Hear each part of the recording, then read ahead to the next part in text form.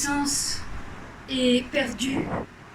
La plus grande puissance a perdu les 3 guerres qu'elle n'aurait jamais dû faire, la guerre en Irak, la guerre en Syrie, la guerre en Afghanistan.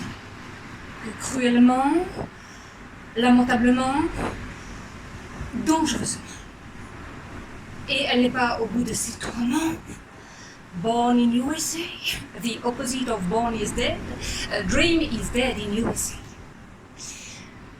Que misère, misère, misère et misère, d'innombrables misères. On cherche le nombre et on trouve 8. Quand on veut faire vite, vous savez, le fameux grand 8, dont les USA ont le secret, 8 secrets de Polichinelle. Égypte, Libye, Palestine, Irak, Iran, Syrie, Tunisie, et sans oublier le Liban. Et les talibans, alors, qui sont les talibans? Eh bien, un taliban, ce n'est pas Rimbaud, le poète maudit, ce n'est pas Rembrandt, le peintre de génie, c'est plutôt un personnage de fiction, Rambo. Dans le 3e volet de la saga qui porte son nom, Rambo, qui s'entend dire que celui qui se bat en Afghanistan ne peut s'en sortir vivant, jamais. Parce que l'Afghan ne lâche rien. Il persévère dans le corps de son ennemi jusqu'à le vider de son sang. L'orgueil, c'est son œil. Et l'honneur, son intime et ultime demeure. Et s'il ne défend pas sa terre, il meurt. Avec les talibans, nous risquons de le réapprendre à nos dépens, parce que chez eux, l'enracinement est plus conséquent. Ils relient la terre de leurs enfants au ciel de leurs parents. Et c'est ce lien entre les deux qui les renvoie à Dieu, le grand, l'unique, celui qui s'exprime à travers le corps.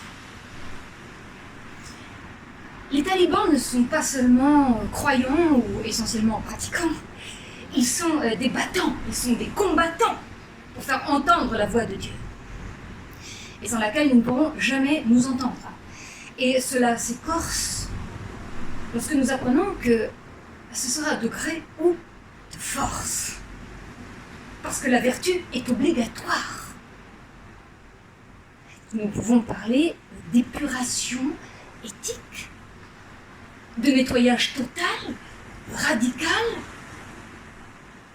destinable. Alors sinon, quel risque courons-nous? Eh bien, nous risquons la peine capitale. Je répète, la peine capitale. Les règles sont affirmées haut et fort et n'ont nul besoin d'exception pour être confirmées. La lettre du Coran. Nous l'appliquons vigoureusement, rigoureusement, cruellement, jusqu'à ce que nous aboutissions à l'accord de tous les esprits. C'est la lettre qui s'impose, et c'est sur elle que tout l'édifice repose. C'est une question d'hygiène de vie saine et sauve.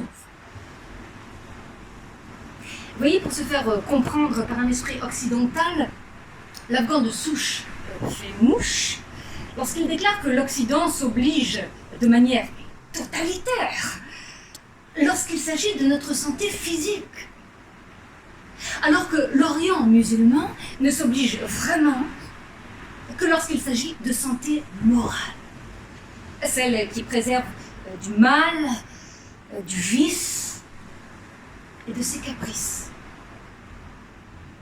Donc ce qui importe pour l'Occident, c'est la vie. Mais ce qui importe pour l'Afghan, c'est la vie de Dieu. La vie, L'. Alors, parmi les talibans, il y a aussi des fous furieux, et qui veulent mettre le feu un peu partout dans le monde en croyant servir Dieu, alors qu'ils ne font que s'en servir à des fins bassement politiques. Le terrorisme est leur seul mode d'accès au ciel, et la terreur est leur seul nom de code pour le règlement de tous les comptes, et surtout de ceux qui se leurrent sur leur compte. Donc, autrement dit, il y a de quoi nous ôter toute vision idyllique et nous doter de lentilles, des lentilles qui rendent tragique toute vision de ce retournement historique. Mardi 17 août 2021, fin de l'enregistrement.